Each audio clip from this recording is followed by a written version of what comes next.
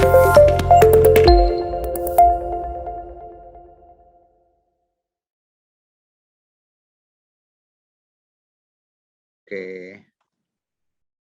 Nah, kita mau diskusikan tentang komunikasi kelompok dan komunikasi organisasi. Saya gedein supaya enak diskusinya. Nah, ya, jadi ini adalah wadah orang berinteraksi itu wadah. Bisa dalam bentuk kelompok ya, yang didefinisikan sebagai grup ataupun kelompok kecil, small group. Kalau sudah sangat formal, ada aturan sangat rigid gitu ya, aturan-aturan legalitasnya tinggi, maka bentuknya sudah organisasi gitu. Nah, di wadah-wadah ini harusnya interaksi antar orang, baik di kelompok maupun di organisasi, haruslah kuat dan bagus komunikasinya. Untuk itulah mata ajaran ini menjadi sesuatu yang penting didalami.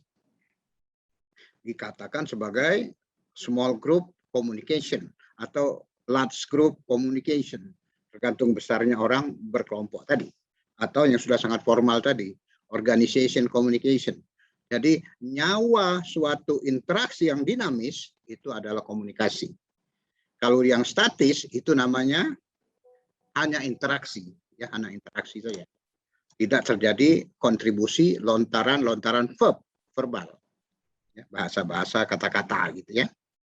Nah, jadi kita ingin mendalami ini.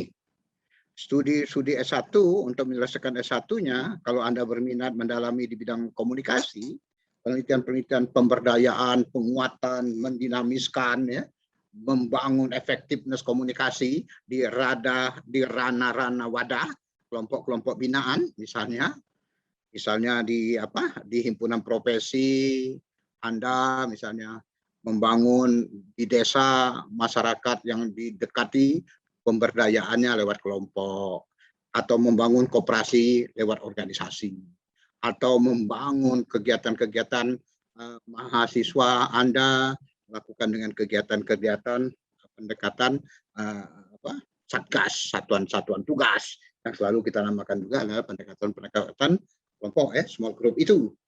Nah, penelitian-penelitian ini untuk membuat seberapa dinamisnya kelompok atau organisasi itu dinamakan pendekatan statis, yaitu pendekatan tentang sosiologi.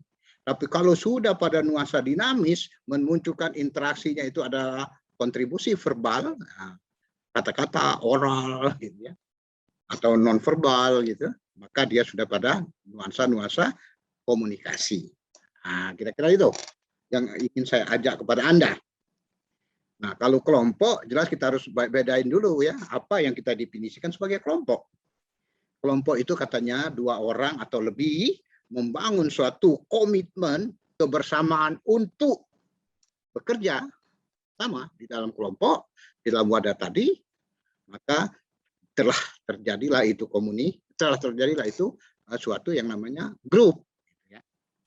Jadi kalau saya boleh ilustrasikan dari beberapa referensi buku, maka yang kita maksud dengan kelompok itu adalah adanya sekumpulan orang, 2 atau lebih, jadi ada size-nya, yang berkomitmen. Nah, yang ketiga itu berkomitmen untuk membangun kebersamaan dalam wadah tadi, gitu ya. Dan di situ akan terlihat adanya, yang keempat itu akan terlihat adanya tujuan bersama. Komitmen itu dibangun karena adanya tujuan bersama. Anda dengan temanmu gitu ya, pasti punya tujuan masing-masing. Namanya tujuan individu.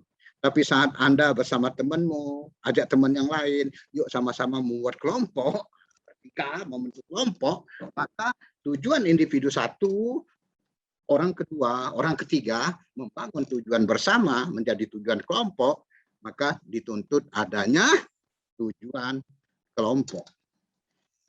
Nah, jadi syarat yang keempat itu memang dituntut adanya tujuan bersama. tujuan kelompok itu yang nanti membangun tadi, yang syarat kita nomor 2 tadi, adanya komitmen. Komitmen itu muncul dengan adanya kebersamaan dalam nuansa goal of group, tujuan kelompok, dan dia haruslah disarikan, dikompil ya, dan dirumuskan dari tujuan individu tadi. Nah, dengan adanya tujuan bersama inilah, maka nanti mereka akan membangun adanya aturan-aturan. Apa? Nomor 5-nya itu, kalau bahasa sananya norm, adanya norma, adanya nilai-nilai, adanya values yang disepakati. Nah, kan disepakati itu. Kalau sudah sangat formal, ya kalau kayak organisasi, itu sudah legal, sudah ada yang tertulis. Tapi kadang-kadang kalau kelompok-kelompok yang masih sederhana, dia cukup dengan konvensi saja, kesepakatan saja. Jadi berikutnya adalah adanya aturan-aturan, norma yang membangun belief. Nah, jadi yang keenam itu belief, memunculkan adanya belief. Belief itu adalah keyakinan, gitu ya, keyakinan yang masih rasional. Kalau sudah tidak dituntut hanya rasional, kayak agama itu dogmatis kesannya, kan suka apa namanya, sami'na wa ata'na, tidak ada tawar menawar lagi, kan gitu ya. Kalau rasional itu memang belief itu rasional, berdasarkan rasio berpikirnya kita. Oh ya, logis, karena logis, ada sesuatu yang menguntungkan, mau Anda berkelompok, kan gitu. Jadi sangat kuno kalau kita mengatakan saya ikut si kelompok tadi karena idealisme, saya ingin menyumbangkan sesuatu demi kelompok. Bohong itu, udah nggak ada lagi zaman sekarang. Itu zamannya apa, share sesuatu yang bisa didapat dalam kelompok itu sendiri. Dan yuk kita majukan supaya share-nya akan lebih besar, bisa kita dapatkan. Jadi ada nilai-nilai ekonomik. Itulah mengapa koperasi jarang sukses, karena berasaskan sosial. Berasaskan sosial. Kadang-kadang selalu yang untung orang-orang tertentu, bersembunyi di adanya sosial tadi, nilai sosial. Ya, kayak KUD itu kan ketua untung duluan. Gitu. Nah, jadi yang ke ini penting adanya belief tadi harus clear ya. Nah, baru adanya struktur. Yuk, untuk mencapai kebersamaan tadi, tujuan-tujuan kita tadi, yuk kita buat siapa mengerjakan apa. Adanya struktur untuk melakukan itu. Biasanya suka ada namanya tupoksi struktur itu. Tidak ada sebagai apa? Gambar segitiga sama sisi itu kan. Semakin ke atas semakin ngerucut, semakin kecil kan. Biasanya semakin ke atas semakin sedikit orang menduduki kewenangannya itu. Pemimpin atau bosnya kelompok, nanti yang middle-nya itu ada bendahara, ada sekretaris, yang paling bawahnya itu kalau dia cuma 3 tingkatan yang namanya apa? Kepala-kepala bidang atau divisi kan gitu ya, kalau ada membuat kelompok-kelompok gitu. Nah, jadi adanya struktur, tugas, fungsi, dan peran yang memang harus dibangun dengan baik. Nah, yang ke-9 memberikan adanya keuntungan secara ekonomik dalam berkelompok itu. Nah, sehingga ujungnya adalah terjadilah suatu yang kontinu, bertatap muka. Jadi kalau nggak ada pertemuan, ya gimana kelompok akan membangun sesuatu komunikasi. Tapi pengalaman sangat berharga dengan adanya Mbak COVID, ternyata tatap muka itu bisa juga bermedia, kan gitu. Apalagi kemajuan IT. Ya kan, Anda di pelosok mana gitu ya, di waktu yang berbeda, di tempat yang berbeda, Anda bisa berkomunikasi pada saat waktu yang sama, di lokasi yang berbeda, tidak hanya memunculkan apa oral kita ya, suara saja, tapi kita bisa berhadapan secara virtual, ya kan? Kemajuan IT. Nah, sehingga itulah yang kita namakan kelompok. Minimal ada 9 lah, 10 syarat dikatakan, oh dia adalah kelompok gitu ya. Ujungnya adalah continuing tatap muka. Tapi tatap mukanya jangan berpikir wawan muka ketemu dalam pertemuan-pertemuan kelompok ya, tapi sudah bisa dengan IT. Nah, nanti kalau soal bicara komunikasinya gimana? Ya itu tadi, orang bersama dalam wadah kelompok itu tentu masing-masing kepala berbeda keinginan, berbeda kemauan, walaupun sudah dipayungi oleh komitmen, sudah dipayungi oleh tujuan bersama, tetap saja yang namanya orang pasti punya persepsi yang berbeda. Makanya namanya komunikasi itu kan, inti komunikasi adalah membangun persepsi. Inti persepsi adalah membangun apa? Interpretasi. Interpretasi kan kerja otak, kerja kepala. Nah, jadi komunikasi itu menjadi kunci untuk sukses tidaknya Anda berinteraksi satu sama lain dalam wadah kelompok.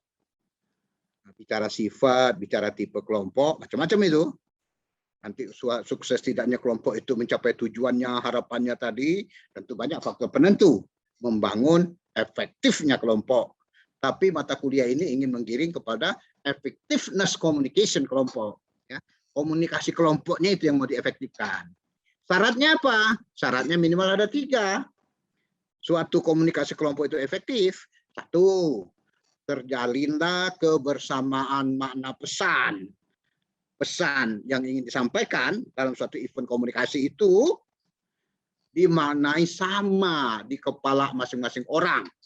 Mulai dari bos, ketua kelompok, leader of group, sampai kepada konstituen, anggota kelompoknya, partisipan anggota kelompoknya. Nah, pertanyaannya mudah tidak? Mudah tidak. Karena itulah substansi effectiveness komunikasi kelompok ditinjau dari membangun makna-makna pesan yang sama di kepala masing-masing partisipan dan pengurus kelompok. Untuk itu keran komunikasinya harus dibangun dengan efektif dan efisien. Itu yang pertama ya, untuk mengukur efektivitas kelompok. Kedua, dilihat dari productivity, seberapa produktif kelompok itu sendiri mencapai tujuan-tujuannya, tujuan-tujuan bersamanya tadi. Nah, itu yang paling penting juga. Kan pasti ada rumusan-rumusan tujuannya itu sendiri. Dievaluasi setiap 3 bulan kayak, setiap 6 bulan kayak, setiap tahun kayak gitu kan. Harus ada monitoring evaluation terhadap si kelompok tadi, si komunikasi kelompok tadi.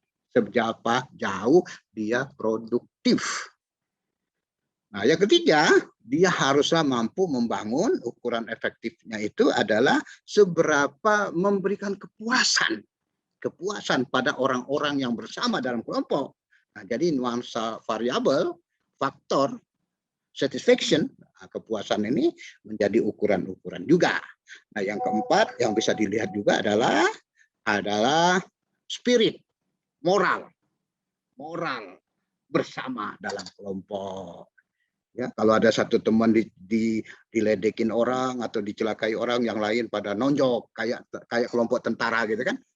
10-9 orang, satu pemimpinnya gitu kan, ada kelompok-kelompok kecil gitu dalam satu temennya aja dikhianati atau diganggu orang, yang lain malah bergerak gitu ya. Kadang-kadang anarkis. Saking dibangun secara soliditas. Yang kita ingin bangun kan tingkat soliditas sebenarnya. Nah, itulah saya kira pengantar-pengantar kita yang ingin menceritakan apa itu kelompok. Ya, belum pada organisasi ini ya, pada kelompok. Nah, supaya itu tercapai dengan baik, effectiveness communication group, small group atau large group tadi, tergantung besarnya orang-orang yang terlibat. Itu tadi ya, saya sarankan minimal ada 9 atau 10 syarat menyatakan itu kelompok. Dan bagaimana konteks komunikasinya. Nah, Anda lihatlah tadi saya bilang tadi ya.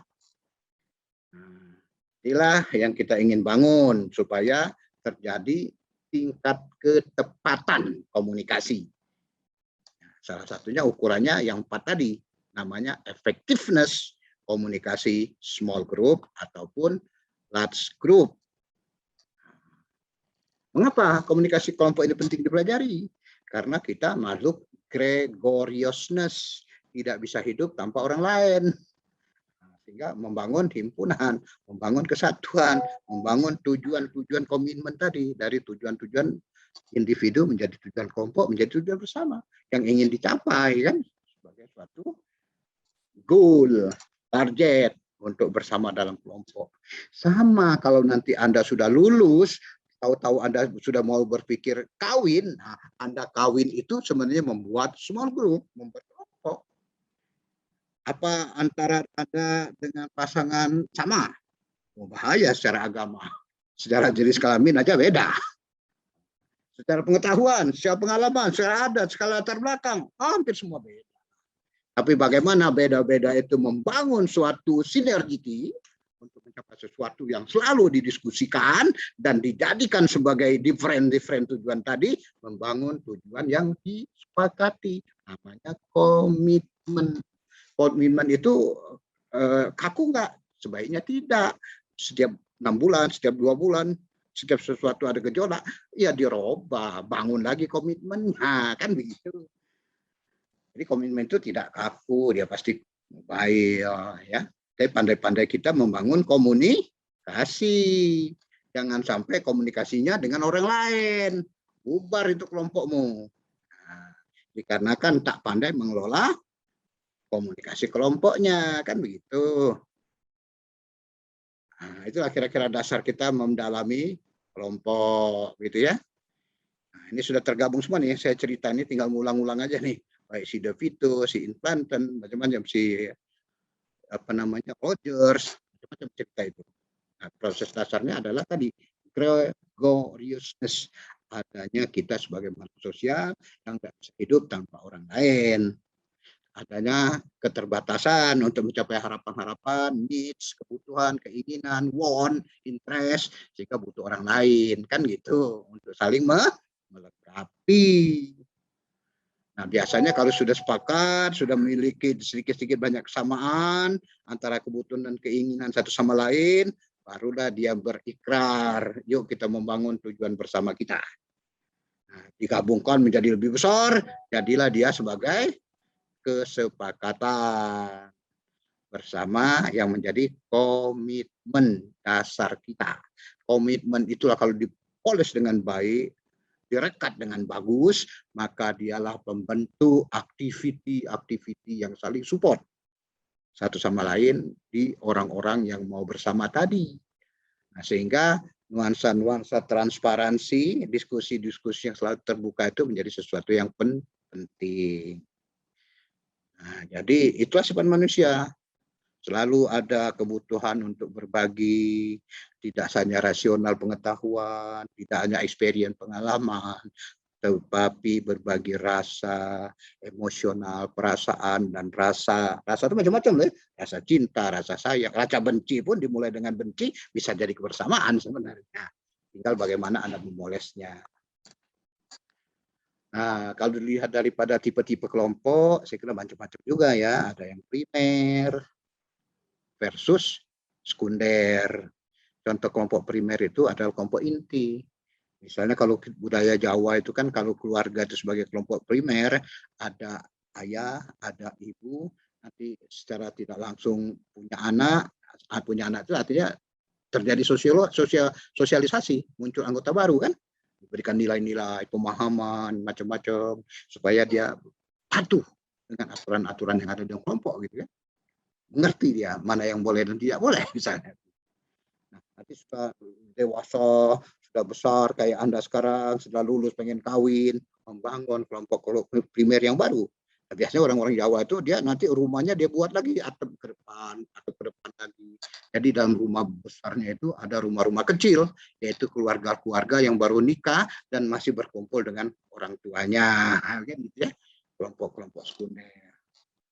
Nanti ada lagi sudah punya cucu, kawin lagi, kelompok tersier. Nah, silakanlah itu dibaca saja lah, itu banyak buku yang menceritakan tentang itu. Tapi yang jelas nyawa komunikasi itu tetap harus dimainkan dengan baik. Coba aja kalau Anda dalam keluarga, masih keluarga besar, masih bisa berkumpul, suatu saat orang tua Anda meninggal, itu nuansa-nuansa kumpul itu semakin berkurang gitu. Kalau sudah dekat dari awal, ada pesan amanah almarhum, nanti kalau saya sudah nggak ada, rumah ini jadikan tempat pertemuan, selalu Anda berkumpul, saling support satu sama lain. Nah, itulah nilai yang diberikan religius. Nah, jadi ada kelompok yang kita lihat dari primer, sekunder, maupun tersier. Ada tipe lagi, ada kelompok task orientation group. Lawan kelompok tugas itu adalah kelompok hobi misalnya. Kelompok tugas itu misalnya kelompok tani, nah, itu kan ada kelompok tugas sebenarnya. Apa tugasnya sebenarnya? Nanti dipecah-pecah lagi nih, ada yang untuk pemecah masalah, ada kelompok pembuat keputusan, ada kelompok pembangkit ide, nah, tergantung konteks situasi, kan gitu ya kira-kira ya. Nah ini semua dari buku nih, saya hanya membacakan saja. Selebihnya nanti Anda coba diskusi dengan baik dalam teman-teman di praktikum atau dalam buku-buku ya. Sekarang membaca buku itu dengan daring ini semakin mempermudah Anda mencari referensi-referensi. Ada lagi tipe yang namanya kelompok terapi.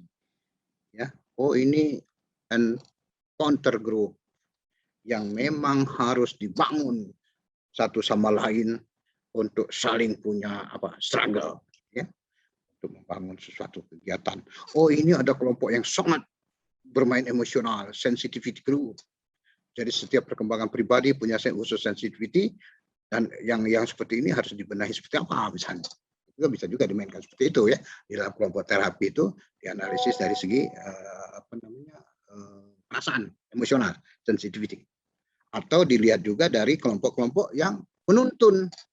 Kakak kita kan baru berkeluarga, melihat yang mana ya kelompok yang bagus, kelompok yang menuntun gitu ya, sebagai suatu referensi kita. Boleh nggak? Boleh.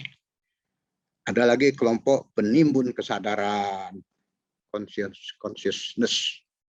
Jadi consciousness itu kan bagaimana kita mencari, mendapat pengetahuan ya, dalam membangun racing group kita. Nah, jadi membangun kesadaran, curiosity, pemahaman. Nah, ada lagi namanya kelompok belajar. Memang dilatih, dibangun, dibentuk untuk belajar dia. Untuk membangun soliditas berkelompok, untuk membangun bagaimana dengan berkelompok itu akan lebih mempermudah mencapai sesuatu yang dirumuskan bersama. Nah, inilah namanya tipe-tipe ya, atau jenis-jenis kelompok. Yang jelas ciri yang harus dilihat di masing-masing tipe tadi, kata kunci komunikasinya harus ada, harus teratur, semua orang diberikan kesempatan yang sama. Nanti kan sikap berkomunikasi itu akan bermain tuh, datang ke sikap berkomunikasi dalam kelompok itu kan bagus. Ya situasional kalau menurut saya. Kapan bermain sikap komunikasi yang paling bagus? Asertif. Nah, katanya ya, apa ciri-cirinya? Coba dicari. Yang juga kadang-kadang penting dilakukan sekali-sekali. Namanya sikap berkomunikasi, namanya agresif.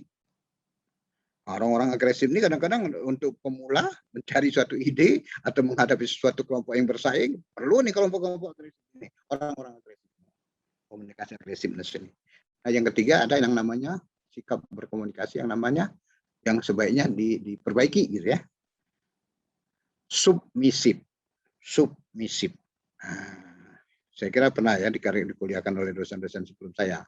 Submisif itu sebenarnya dikendalikan, diperbaiki, diarahkan supaya jangan menjadi orang di dalam kelompok itu menjadi apa? Pencilan. Pernah dengar teori isolit? Nah, jangan menjadi isolit. Pencilan. Ada nggak ada di dalam kelompok, dia di dalam kelompok itu, kelompok tetap jalan. Nah, jadi kan cuma pencilan doang gitu ya. Kayak mobil. Mobil itu kan suka ada apa? Kalau mau izin keluar itu kan harus punya plat nomor. Plat nomor itu supaya kelihatan dikasih baut kiri kanan. Bautnya hilang satu nggak ada masalah. Cuma baut aja. Mobil tetap jalan. Hilang tuanya plat nomor pun hilang, mobil tetap jalan. Nah, jangan menjadi pencilan. Nah, kedua, kata kunci berikutnya adalah tujuan. Masing-masing orang pasti tujuan individualnya ada, tapi bagaimana membangun menjadi tujuan kelompok, membangun komitmen, kebersamaan, tujuan bersama, bukanlah pekerjaan mudah. Yang ketiga adalah dari size of group, ukuran orang yang mau berkelompok. Semakin sedikit, semakin mudah membangun komunikasinya, semakin banyak, semakin repot. Karena masing-masing orang punya kepentingan, punya harapan, punya pengen perhatian. Nah, jadi Proses komunikasi dalam kelompok selalu bersifat dinamis. Banyak faktor yang mempengaruhi, salah satunya ciri-ciri, karakteristik, termasuk kepribadian anggota. Ini karakteristik anggota. Baru ukuran anggota, 2 atau lebih. Ya. Dan yang tak kalah penting bukan sekadar membering saya, anggota-anggota tadi, partisipan tadi, tapi leadership-nya, kepemimpinannya. Ya, kan perlu ada lokomotif kegiatan-kegiatan kelompok itu. Tapi tolong perhatikan, kepemimpinan itu bukan milik leader of group saja. Kepemimpinan itu pasti dimiliki oleh semua orang yang ada dalam wadah kelompok tersebut. Semua orang yang ada di dalam wadah itu sendiri. Nah, jadi kepemimpinan ini bukan sosok ya, bukan fisik, tapi sifat, cara, tindakan, perilaku, gitu ya, keterampilan. Termasuk nanti keterampilan itu bukan saja keterampilan memimpin, ada keterampilan dia memainkan, pandai mempengaruhi orang lewat komunikasinya. Kepemimpinan, keterampilan berkomunikasi. Sekarang sudah kita tuntut di kelompok-kelompok itu, terutama di Kementerian Pertanian, kita ingin membangun kelompok-kelompok tani itu adalah anak-anak milenial, kelompok-kelompok anak muda. Tidak lagi kita menuntut petani tua, kan gitu, yang sangat alergi dengan IT dan sangat alergi dengan mekanisasi. Kan kita sudah menggunakan teknologi kok ini. Kalau kita pakai petani terus yang ini biayanya mahal. Kadang-kadang harga manusia itu nggak pernah diukur, dihitung secara ekonomik. Nah, kalau ingin berkompetitif dengan negara-negara maju yang sudah mekanisasi, sudah menggunakan IT, kita ketinggalan. Makanya nanti keterampilan tidak saja kepemimpinan, tidak aja berkomunikasi, tapi entrepreneur. Nah, entrepreneur. Kita ingin ya nanti suatu kelompok-kelompok yang kita bina secara milenial itu sudah bisa menggunakan aplikasi dalam agri smart misalnya, membangun startup misalnya, inkubasi yang sering kita bangun sekarang ini di masyarakat gitu ya. Nah, jadi banyak faktor, termasuk tadi faktor yang 10 macam bahwa itu adalah kelompok. Dimulai tadi ada apa? Adanya interaksi 2 orang atau lebih kan, terus memiliki tujuan-tujuan bersama. Ya. Sampai ujungnya tadi apa? Struktur. Ujungnya lagi adalah membangun itu tadi kegiatan-kegiatan yang continuing tatap muka, ya kan? Dan apa tadi saya ingetin? Tidak lagi berorientasi sosial, tapi ada sesuatu nilai ekonomik yang bisa didapatkan. Nah, pasti bertahan lama itu kelompok. Sekarang banyak nih kelompok-kelompok muncul dari bawah gitu ya, membangun kelompok nggak mau, tapi suatu saat orang dalam kelompok itu menjadi dinamis, menjadi ada nilai tambah, penghasilan meningkat gitu ya. Orang rame-rame ingin ikut dalam kelompok tersebut.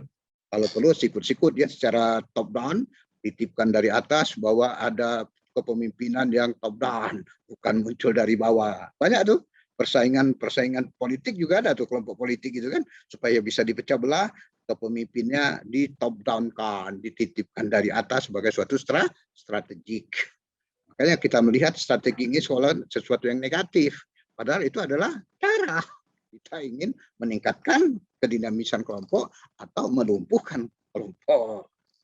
Nah, kira-kira itu pengantar-pengantar saya ya berkaitan dengan ini, sehingga kata kunci adanya tujuan kelompok ini menjadi penting. Ya. Mulai dari tujuan individu, motif individu, bangun dari tujuan kelompok, motif kelompok. Prosesnya mudah nggak? Nggak mudah, itu pertanyaannya. Nah, jadi kata kunci salah satunya faktor komunikasi. Si pemimpin kelompok itu, si pengurus kelompok itu haruslah mampu mengatur keran komunikasi itu sendiri. Sehingga orang tidak bingung berada dalam kelompok itu. Ada hal-hal yang bisa disampaikan, baik dia oral, baik juga tertulis. Boleh nggak ditulis? Boleh. Apalagi budaya mengingat kelompok rendah. Sebagai aturan-aturan kegiatan, tempel misalnya di tempat-tempat pertemuan di mana sering terjadi komunikasi tatap muka continuing tadi misalnya. Nah, Jadi banyak hal ya. Salah satunya boleh dilihat size of group. Kedua, ekologi, tempat kelompok tadi dibangun. Sesuai nggak dengan diskusi-diskusi di sesama mereka menentukan tempat dan lokasi pertemuan. Ya, kalau selalu dibangun top down, lama-lama tidak mandiri itu orang-orang dalam kelompok. Nanti di dalamnya ada struktur. Struktur itu kan pasti menempatkan orang-orang nih. Pasti dia ada status, ada posisi, ada peran. Nah, saat dia bermain di situ, suka ada segitiga itu kan, nanti ada garis-garis gitu kan, itu semakin ke atas semakin tinggi kekuasaannya itu. Misalnya seperti itu. Sehingga nanti bermainlah namanya leadership.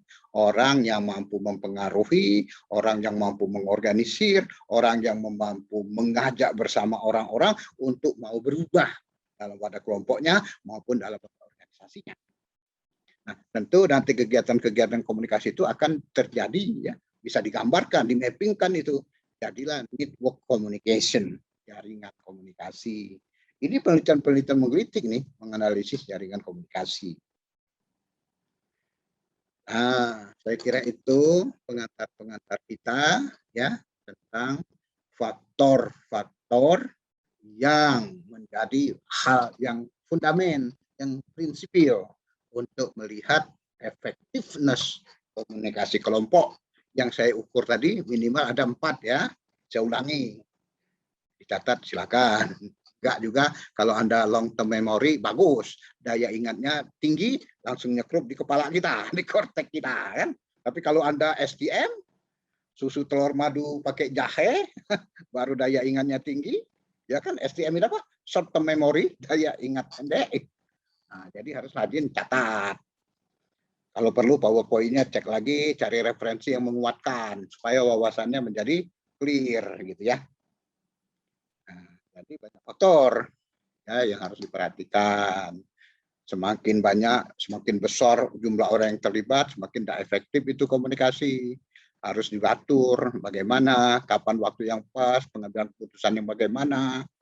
Kalau Anda bertele-tele, tidak jalan kita memainkan suatu kegiatan, banyak diskusi-diskusi. Kan ada kepemimpinan yang demokratik versus otokratik. Suatu saat kita perlu yang otokratik supaya jalannya cepat kan gitu kan. Jadi situasional juga kepemimpinan itu gitu ya.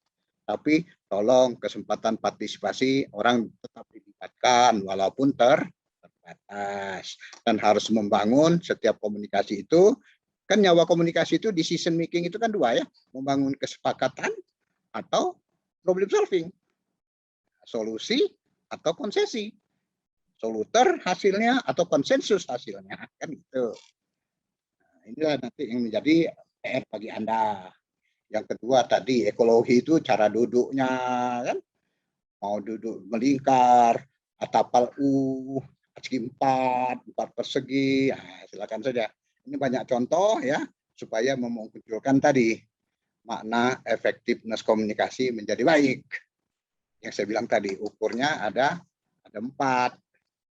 Pertama, makna pesan yang sama. Kedua, productivity. Ketiga, satisfaction. Keempat, spirit, moral. Orang merasa senang bersama dalam kelompok. Nah, selebihnya baca buku lah penjelasannya. Itu kan poin-poinnya saja. Ini juga contoh-contoh saja, ini cepat saja ya. Nah, bentuk melingkar boleh, bentuk segitiga boleh, bentuk roda boleh. Macam-macam nih kalau bentuknya itu kan. Orang duduk, apa ke waktu kita dengan kelompok pejuang kita untuk merdeka itu, saat dia ingin membangun komitmen, konsensus dengan Belanda, ada namanya lingkar jati. Meja bundar. Kenapa meja bundar? Karena membangun equal misalnya kan, supaya terjadi kedekatan dan sesuatu punya sama kesetaraan. Nah, cara perbedaan itu diperkecil misal. Nah, itu banyak contoh ya, silakan dibaca saja secara ekologi dalam membangun posisi kita melakukan komunikasi di kelompok. Mau tapal U, mau lingkaran, mau 4 persegi panjang, silakan saja. Nah, faktor yang lain adalah tadi membangun adanya struktur ada status peran, dan tugas. Nah, status itu nanti ada nuansa kekuasaan juga tuh. Semakin tinggi, semakin kekuatan mempengaruhi orangnya semakin tinggi misalnya kan. Nah, jadi semakin tinggi harusnya dia lebih banyak melakukan komunikasi kan. Tapi semakin di bawah semakin banyak budaya mendengarnya ketimbang dia melakukan instruksi komunikasi. Nah, tapi bagaimana membangun equal, nah itu menjadi penting. Itulah namanya seni. Komunikasi ini adalah seni sebagai art, sebagai keterampilan. Jadi harus dilatih. Nah, komunikasi juga sebagai keterampilan, maka kepemimpinan itu sebagai keterampilan. Harus dilatih juga. Bagaimana menjadi pemimpin yang bukanlah sebagai appointment leader. Karena dia memang dilahirkan dengan ciri-ciri fisiknya kuat, berpikirnya bagus, gitu kan. Kalau zaman dulu kan kalau badan besar, pandai kelahi, kalau dia berburu dapat buruan yang banyak, jadilah pemimpin dia dulu. Dan jadilah pemimpin itu biasanya pemacek juga, banyak istri juga, gitu kan. Zaman dulu.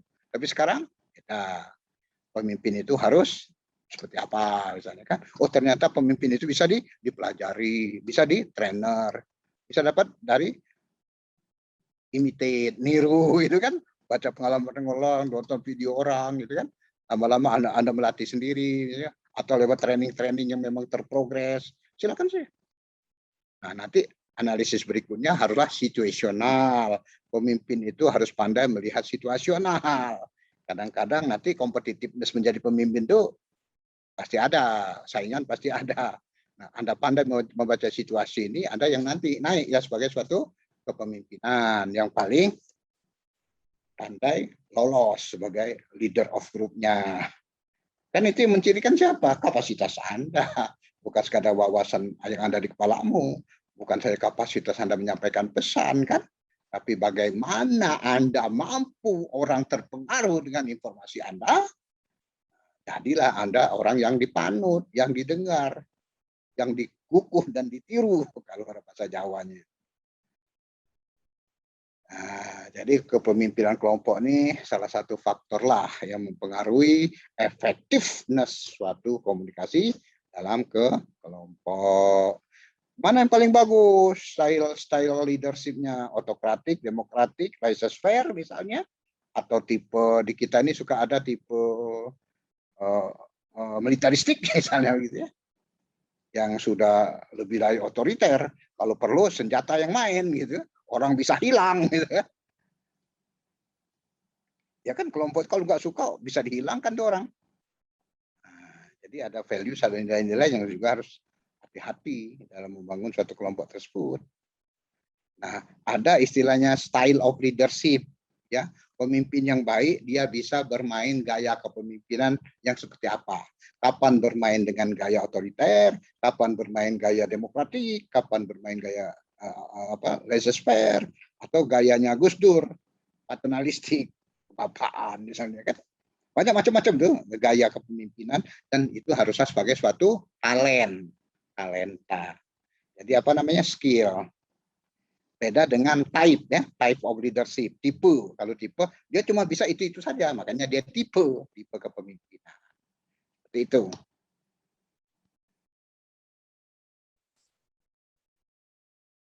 Nah, jadi tadi gaya kepemimpinan sudah ya. Banyak hal yang harus dimiliki seorang pemimpin jadi penting. Gaya kepemimpinan, style of leadership beda dengan tipe ya, type of leadership akan didalami. Nah, faktor yang lain adalah network communication, mampu membangun jejaring komunikasi yang mempercepat proses pengambilan keputusan. Ya, nah ini akan membangun efektif tidaknya si komunikasi kelompok itu. Makanya saya bilang keputusan kelompok itu ada dua dalam komunikasi kelompok itu, mau digiring kepada problem solving, lahirlah soluter, atau membangun kesepakatan, lahirlah konsesi atau konsensus. Nah, jaringan ini sekarang penelitian-penelitian yang sudah mulai gencar dimainkan orang. Di negara kita ini sejak tahun 72 sudah ada penelitian jaringan komunikasi. 68 masih 1-2 yang melakukan riset jaringan komunikasi. Di era 2000 sudah pakai aplikasi membangun pemetaan komunikasi itu sendiri. Siapa bermain start kepemimpinan, siapa bermain mutual menghubung antara satu dengan yang lain, macam-macam itu. Ya, silakan didalami. Ini ada satu buku cerita tentang jaringan komunikasi. Selalu harus dalam di wadah ya, kelompok, organisasi, associate, ya. Bisa juga asosiasi, kan suka ada apa? Asosiasi grup gitu kan. Kalau di kelompok tani itu ada kelompok tani, poktan, ada gapotan, gabungan kelompok tani. Ya. Gabungan bos-bos kelompok tani membentuk pemimpin kelompok tani menjadi gabungannya. Silakan saja. Kalau di Sunda ada namanya paguyupan, lebih daripada kelompok kecil. Nah, inilah salah satu gambaran membangun communication network itu. Kalau sistem kayak begini, bagus. Semua punya mekanisme berbicara kepada siapa dengan satu sama lain punya frekuensi nuansa yang sama, termasuk timbal baliknya. Jadi dikatakan distribusi tipe yang kayak apa? Kayak apa nih, segi 5 ya, segi 5 itu adalah distribusi komunikasinya merata ke semua orang. Kalau dihitung misalnya distribusi pesan itu 50% atau 60%, maka B, C, D, E, A itu semua memiliki kapasitas 50% atau 60. Jadi di dalam lingkaran itu nanti ada kuantitinya dalam membangun suatu kapasitas orang berbicara. Nah, ini penelitian-penelitian menggelitik nih. Ada tipe seperti ini. Nah, ini tipe otokratik ini, pemimpin mengarahkan komunikasi cuma satu arah saja ke bos, ke big boss. Jadi komunikasinya tersentralisasi. Suatu saat lebih efisien, lebih kompak. Tapi saat diberikan pemimpin hilang, inisiatif nggak jalan itu. Kadang-kadang pemimpin dihargai kalau pemimpinnya ada. Kalau pemimpinnya nggak ada, karena dia etikanya nggak clear, dia atau partisipan akan patuh kalau ada pemimpin. Nggak ada pemimpin, macam-macam itu. Ini penelitian menggelitik ini. Membangun perilaku orang-orang yang bersama dalam suatu wadah di komunikasi kelompok itu. Ya. Nah, ada minimal 4 macam nih. Tipe roda. Nah, ini maksud saya di dalam kotak itu durasi komunikasinya kalau tipe roda itu sama tuh. Rata-rata menyebar 6. Kalau ukurannya 0 sampai 10 gitu ya.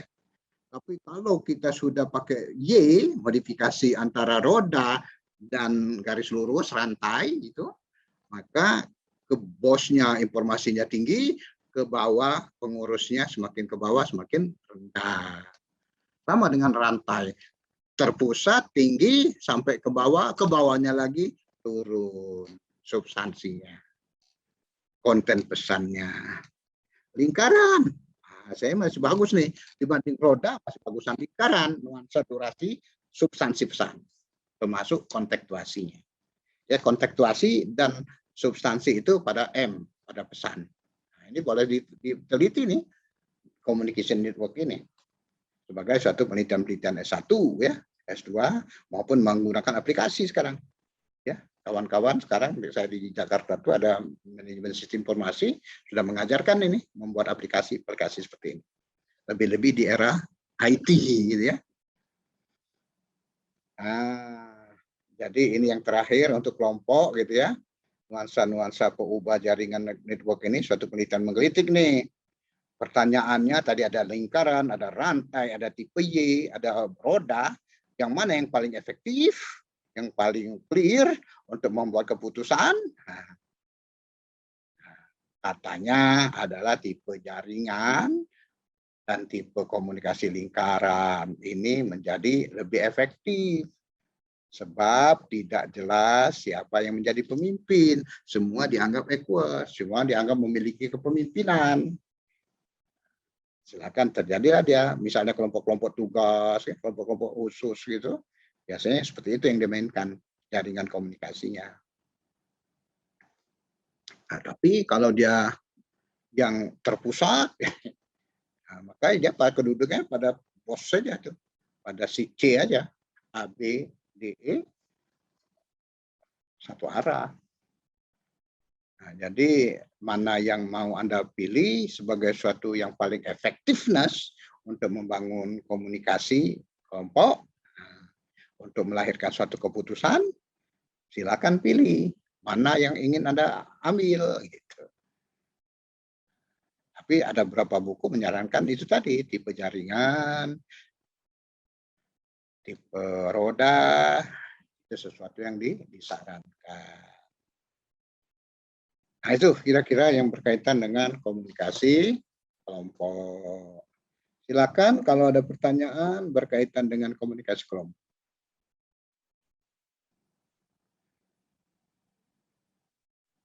Karena bicara komunikasi organisasi sama, nyawanya itu membangun effectiveness communication. Kalau tadi pada grup, kalau ini pada organisasi. Nanti ini lebih mengenali level-levelnya, ada yang secara vertikal, horizontal, diagonal, macam-macam. Ini suatu tersendiri juga nih menganalisis sebagai komunikasi organisasi. Apa saja faktor penentunya? Tentu bervariasi. Karena organisasi itu pasti dia punya dua publiknya, publik internal dan publik eksternal. Saat dia ingin membangun komunikasi internal supaya sama terap langkah, itu menjadi penting membangunnya. Tapi saat dia ingin membangun image, reputasi, eksternal harus dimainkan juga, kan kira-kira seperti itu. Hierarkinya jelas, lebih sangat spesifik lah, lebih banyak jabatannya. Kalau dilihat strukturnya, kalau kelompok tadi landai cukup dengan dua atau tiga hierarki gitu ya. Ada bos, ada sekretaris bendahara, ada kepala-kepala bidang. Tapi kalau yang organisasi bisa lebih curam itu, bisa lima tingkatan atau lebih, sehingga pembagian jabatan dan pekerjaan itu menjadi lebih spesifik lagi, tergantung tujuan-tujuan yang mau dicapai tadi. Nah, silakan membaca buku Everett Rogers dan istrinya. Jadi Roger ini dua-duanya adalah profesor komunikasi. Kalau istrinya itu melakukan riset-riset di bidang komunikasi organisasi. Nah, silakan dibaca untuk pencerahan bagi Anda. Tapi tetap nyawanya sama dengan kelompok tadi. Nyawa yang penting adalah tujuan. Tentunya itu yang harus dibangun dengan baik. Karena dia ini durasinya pasti lebih lama nih. Organisasi itu harus kehidupannya lebih lama. Karena biayanya jauh lebih besar membangunnya. Kalau kelompok mungkin durasinya nggak terlalu lama. Tapi kalau organisasi, wah itu harus sangat hati-hati. Termasuk menetapkan orang-orang, taruh di dalam titik-titik dalam struktur tadi. Yang tadi yang segitiga tadi, yang hierarkinya bisa 5 atau lebih. Itu betul-betul memilih orang yang tepat ditaruh di situ, yang memang punya kapasitas, punya kompetensi untuk itu, untuk jabatan-jabatan ya, melakukan peran-peran yang tadi sudah ingin dibangun dengan baik. Nah, cuman organisasi ini kan ada dua kan, ada yang profit, ada yang nirlaba. Gimana cara menganalisisnya? Pasti beda. Apa saja? Minimal ada 4 faktor pembedanya.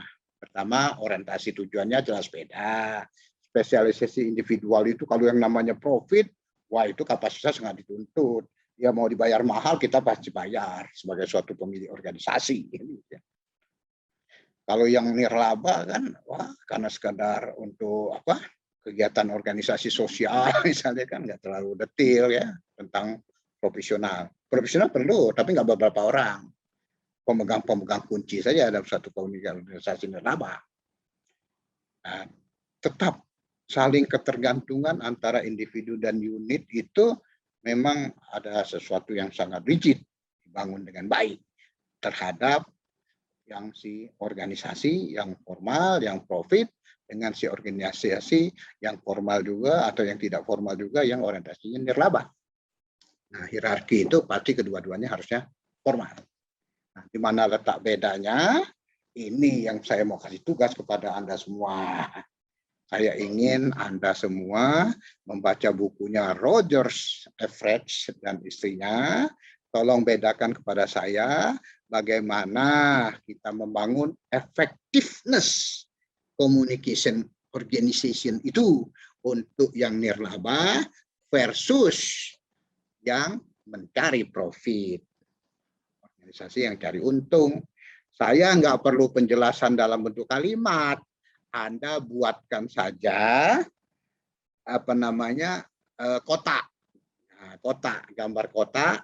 Nanti ini yang nomor satu ini unsur penentu gitu ya. Di tengahnya ini yang organisasi profit, yang di sebelahnya lagi non profit gitu ya. Diisi apa yang membedakan. Tujuan di mana, ini di mana, ini di mana. Nah, silakan. Memang pembedanya 4, tapi Anda baca buku si Roger and Rogers bisa lebih. Nah, atau Anda baca buku yang lain, silakan saja. Sehingga itu yang saya ingin Anda mengumpulkannya. Ya, Anda mengumpulkannya, nggak usah buru-buru, nanti malam. Saya tunggu di jam 8 malam. Ya, dalam bentuk PDF. Dalam bentuk PDF, kirim ke email saya. Ke email saya. Ya, nanti saya kirim nomor emailnya di grup ini. Ya, supaya Anda ikut baca gitu ya. Ini PowerPoint sudah saya kirim. Soal nanti Anda mau baca referensi yang lain boleh. Ya, itu ya dasarnya. Nah, cara melihat pola komunikasi begitu tadi. Ada yang dari atas ke bawah, namanya downward communication. Atas ke bawah itu biasanya sangat cepat, komando kan perintahnya. Tapi bagaimana membangun upward communication dari bawah ke atas? Bagaimana kalau di horizontal? Ya kan dibuat itu kan kalau segitiga itu kan yang segaris gimana tuh? Pasti ada komandonya.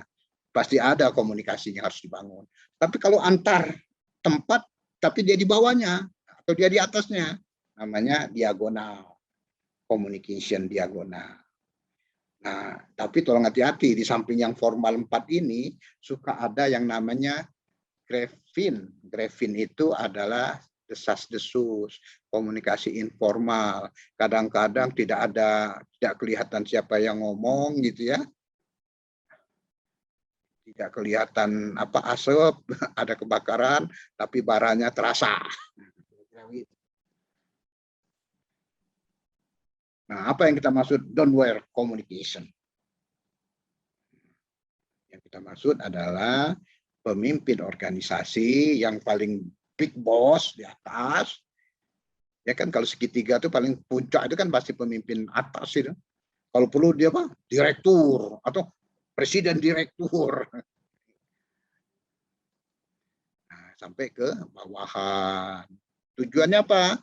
Pengarahan, instruksi, memberikan penjelasan tentang informasi, tentang prosedur kerja.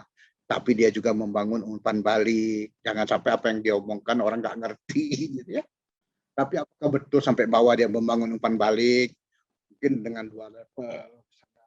Nah, bagaimana pendelegasian? Nah, ini perlu Anda dalam ini, pelajari lebih jauh nih. Sehingga betul-betul yang namanya downward of communication ini, ya, pimpinan organisasi ke bawahannya ini betul-betul bisa membangun pemahaman, pengertian bersama mau hidup di organisasi tersebut. Apa yang bisa sama-sama kita capai dan bagaimana pembagiannya. Nah, pembagiannya pasti proporsional, ya, nggak mungkin nggak profesional. Ya kapasitas seperti ini, dia punya kemampuan seperti ini, ya proporsinya yang dibagi, kan gitu.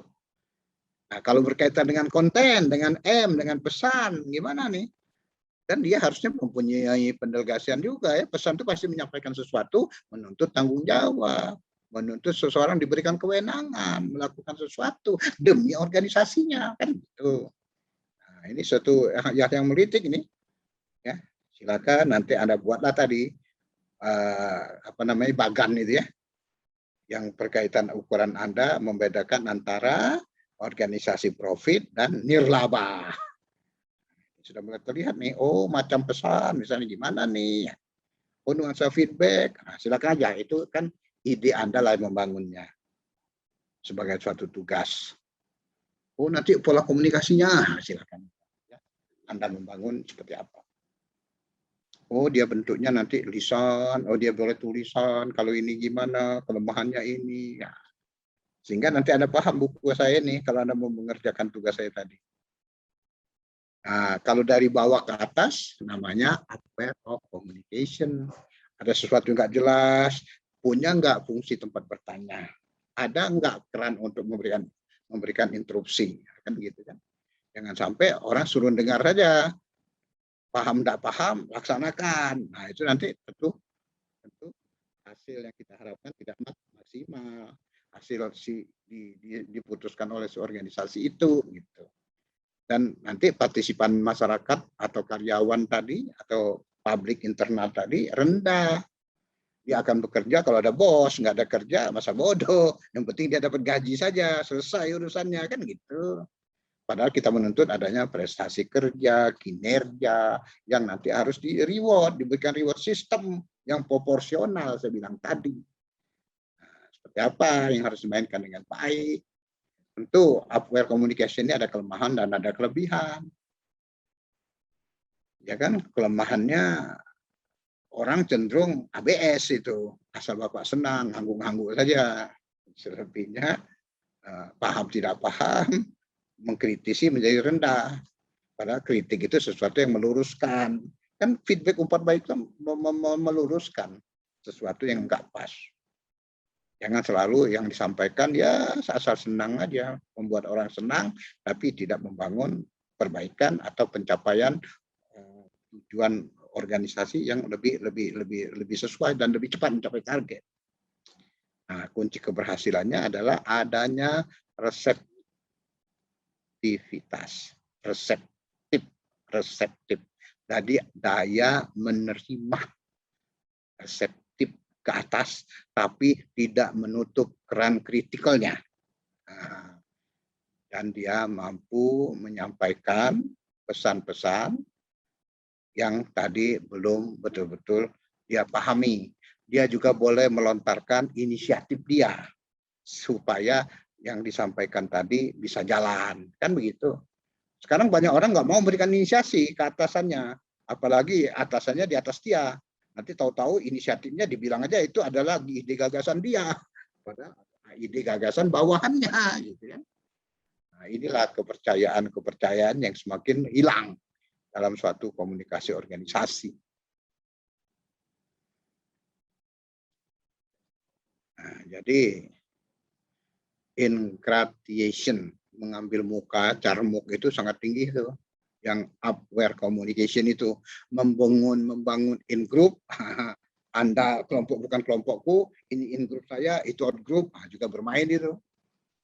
Orang yang pandai merayu, mengungkapkan diri, minta nasihat atasan agar dia lebih disukai, padahal dia sendiri sebenarnya udah paham, gitu. Sikap selalu menyamakan dirinya dengan atasan. Nah, ini sangat bahaya nih. Atau terlalu berlaku jujur, dikerjain orang juga, gitu. Padahal menjadi penting jujur itu. Sekarang ini jujur itu mahal. Nah, banyak lagi hambatan-hambatan aware communication itu sendiri. Salah satunya hambatan psikologik. Kalau atasan ke bawahan clear, bawahan ke atasan itu kadang-kadang agak repot. Kan gitu ya. Karena berbeda struktur, berbeda kewenangan.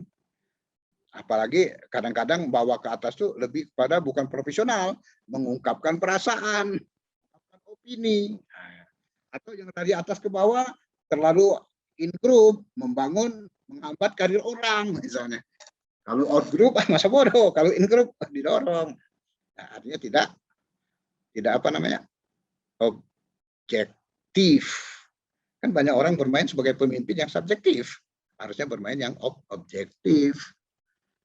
Nah, ini kalau tipe pola komunikasi yang horizontal, selevel. Tentu lebih pada pertukaran informasi di bagian-bagian tertentu kan dalam satu level, dalam suatu divisi, dalam suatu apa misalnya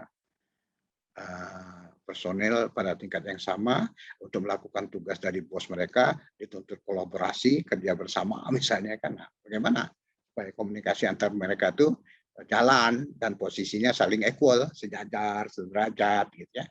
Dan ini melakukan tugas bos masing-masing. Jadi tugas di level bawahnya, bagian atau divisi tadi. Dan umumnya penyelesaian masalah di bagian-bagian tertentu yang menjadi kewenangan dia. Lebih-lebih saat melaksanakan itu ini akan terjadi perbedaan-perbedaan, gesekan-gesekan perbedaan itu kalau tidak diselesaikan dengan baik jadi konflik. Konflik itu harusnya selesaikan. Jangan nanti juga hilang sendiri, nggak bisa juga. Konflik itu ibarat bisul. Kalau nggak dibiarkan saja, lama-lama dia jadi bengkak, jadi bernanah. Kalau dia sudah sangat detil, penyakitnya itu pecah, kena muka di mana-mana. Ya kan begitu. Jadi hindari itu sesuatu yang salah. Tapi di-manage, dikelola konflik itu. Ada nanti namanya manajemen konflik. Ada nanti lebih lanjut manajemen stres. Konflik berkelanjutan timbul stres. Ada mekanisme yang harus dimainkan dengan baik oleh seorang pemimpin, oleh seorang ahli di bidang mengelola kelompok atau organisasi. Memainkan teori-teori, pengalaman-pengalaman, membangun manajemen konflik maupun manajemen stres. Nah, idealnya di dalam horizontal itu berbagi informasi menjadi penting karena kerjaan ini harus saling support, bahwa ini adalah pekerjaan organisasi, bukan pekerjaan divisinya. Nah, jangan-jangan antara bagian dengan di atasnya ada bekerja, namanya apa namanya? Namanya diagonal gitu ya. Nah, tapi sebelum pada diagonal, inilah kelemahan daripada horizontal atau lateral komunikasi. Peranan jika masing-masing bagian divisi punya saling ketergantungan yang tinggi, maka rasa satu sama lain divisi 1A, divisi B itu akan terjadi persaingan yang sangat tinggi, yang rigid, sehingga melihat satu sama lain dengan sebelah mata, menganggap peranan yang satu lebih rendah daripada mereka. Nah, ini nggak boleh. Pemimpin di atasnya harus paham untuk itu. Makanya biasanya bentuk-bentuk komunikasi ini nanti dimainkan oleh pemimpin di atasnya dalam bentuk brainstorming ataupun dalam bentuk diskusi kelompok. Ya, dikomandoi oleh bos di atasnya. Bos di atasnya masih punya bagian lagi, di atasnya lagi, sehingga payungnya mengerucut. Nah, ya, supaya jadi efektif. Supaya kontribusi di setiap bagian, di setiap subdivisi, di setiap divisi itu saling mendukung. Jadi bagaimana solusinya itu adalah tingkatkanlah interaksi, bagaimana interaksi antar departemen, saling dukung, saling support. Kalau perlu di masing-masing bagian tuh orang diganti, ditukarkan sirkulasi anggota. Dari si A bagian A, B 2 tahun berikutnya atau 6 bulan berikutnya dipindah bagi di bidang C. Gitu. Jadi semua tahu tentang pekerjaan masing-masing. Nah, ini untuk membedakan atau untuk memberitahu kepada mereka bagian itu adalah sesuatu porsi yang sama. Hindari kalah menang. Bahwa kita adalah bersama untuk kemajuan organisasi kita. Nah, kalau itu dibangun dengan baik, maka komunikasi organisasi kita menjadi bagus. Nah, yang terakhir, pola komunikasi yang namanya diagonal. Diagonal. Komunikasi yang melibatkan orang di 2 level. Level bos nomor 2, misalnya ada 3 pimpinan, pimpinan A punya pengikut di bawahnya, pimpinan B punya pengikut di bawahnya, pimpinan C punya pengikut di bawahnya.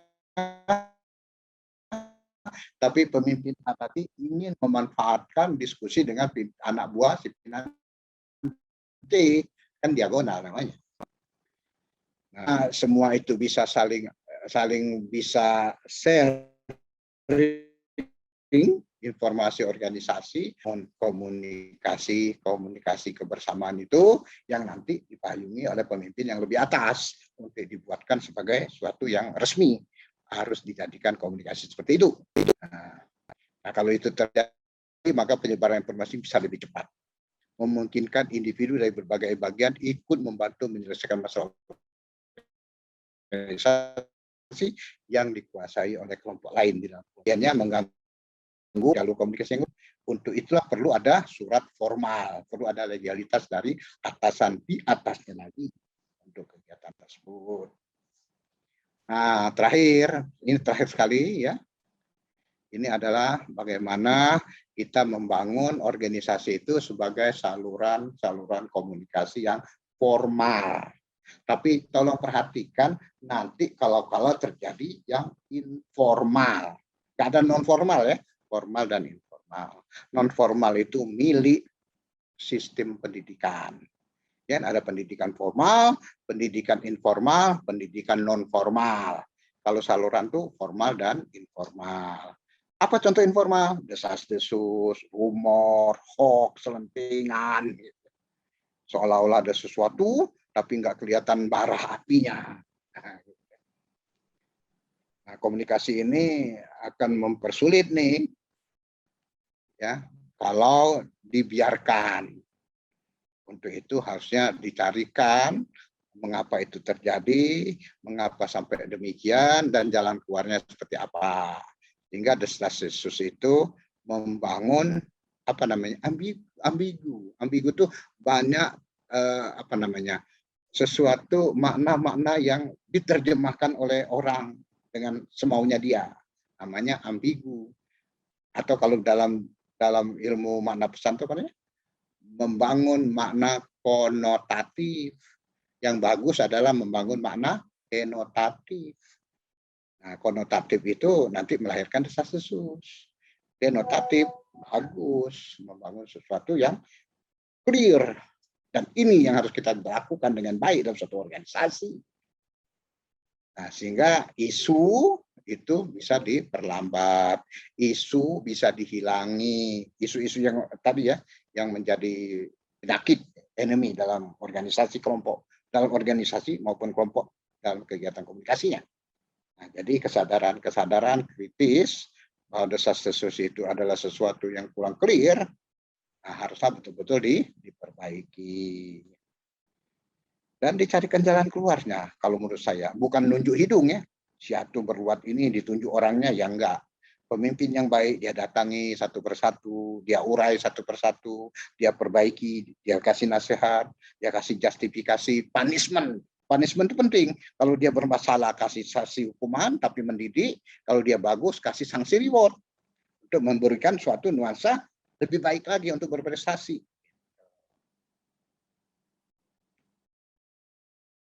Nah, jadi orang rata-rata sudahlah nanti dia hilang sendiri ya, proses pengabaian sebaiknya jangan. Kalau perlu penajaman tapi dicarikan solusinya. Kalau perlu 1-2 orang bermasalah asimilasi gitu ya. Minta pandangan ini mengapa beda, ini pandangannya gimana, carikan yang terbaik sebagai sesuatu yang mengakumulasi keduanya. Nah, kalau tidak dilakukan dengan baik, maka itu akan membangun sesuatu yang kurang akurat, akan membangun nanti menjadi orang membangun in group, out group dalam itu, dan nanti akan sulit untuk dilacak sumber informasinya seperti apa. Dan kadang-kadang orang nunjuk hidung, tidak mau menganggap dirinya bermasalah, ya kan? Kalau sudah masalah itu saling tunjuk hidung lah itu. Jadi inilah yang harus dibangun dengan baik ya dalam membangun komunikasi organisasi. Karena banyak masalah itu dalam saluran komunikasi organisasi itu sendiri. Pertama, banyak orang, banyak bagian, banyak divisi, sampai ke bawah, membuat orang membangun suatu kesatuan rangka untuk melakukan capaian tujuan organisasi, ternyata sulit dikarenakan masih banyak perbedaan, atau mungkin masih belum memadainya suatu forum yang mampu menampung aspirasi bawahannya. Nah, kalau itu terjadi, ini menjadi enemy, ya, enemy communication organization, penyakit dalam komunikasi organisasi, harusnya diobati. Nah, sisi lain, dengan adanya saluran komunikasi nggak ditata dengan baik, termasuk tadi hoax dan desas-desus, maka itu akan melahirkan suatu distorsi. Distorsi itu selalu pada pesan, pada informasi. Kalau dia jarak informasi dari bos sampai ke bawah itu tingkatannya bisa 5, bisa 7, wow itu pesan bisa ke bawah, bisa semakin melebar, bisa semakin panjang, atau dilebih-lebihkan. Namanya overload information. Nah, terjadi distorsi. Nah, yang ini yang harus diluruskan. Nah, ketidakjelasan yang saya sampaikan hari ini bisa Anda baca di bukunya Borman, atau Cartwright dan Samovar, atau bukunya Miller, atau bukunya Rogers, Everett Shoemaker dan istrinya. Namanya satu buku, Communication in Organisasi. Saya melihatnya di online itu ada edisi terbaru. Silakan dibaca untuk memberikan penguatan-penguatan kepada Anda tentang perkuliahan minggu ke-9 ini. Saya kira itu pengantar saya.